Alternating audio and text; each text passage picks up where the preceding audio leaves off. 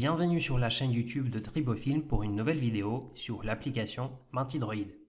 Dans celle-ci, nous allons voir comment réaliser un inventaire. Tout d'abord, il est important de savoir que dans le menu Inventaire de l'application Mintidroid, vous avez accès uniquement aux inventaires en cours.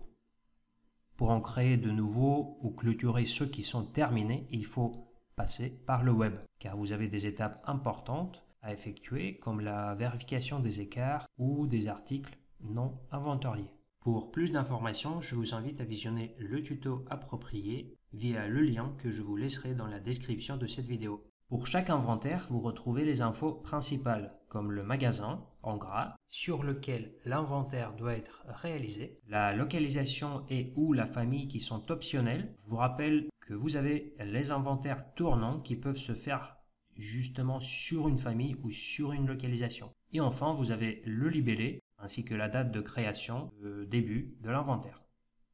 Ensuite, via l'application Mintidroid, vous avez deux moyens pour ajouter les articles dans votre inventaire. Le plus efficace car le plus rapide, c'est de scanner le code à barre. Pour cela, il faut un appareil avec un lecteur laser intégré que vous pouvez facilement commander chez Tribofilm. Et deuxième méthode, c'est la saisie manuelle via le code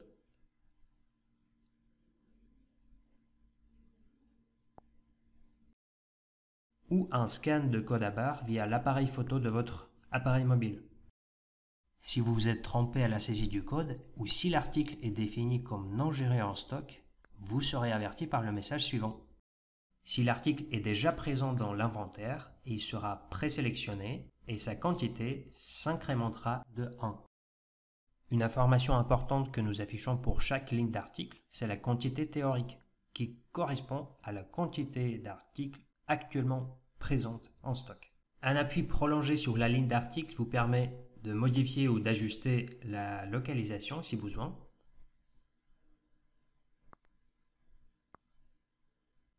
Modifier plus rapidement la quantité si celle-ci est bien importante, sinon vous pouvez utiliser les boutons plus ou moins pour la modifier plus rapidement. Et vous avez également la possibilité de supprimer votre article de l'inventaire. Et enfin, pour retrouver plus facilement un article dans un inventaire, vous avez la possibilité de trier cette liste par code, désignation ou dernière saisie.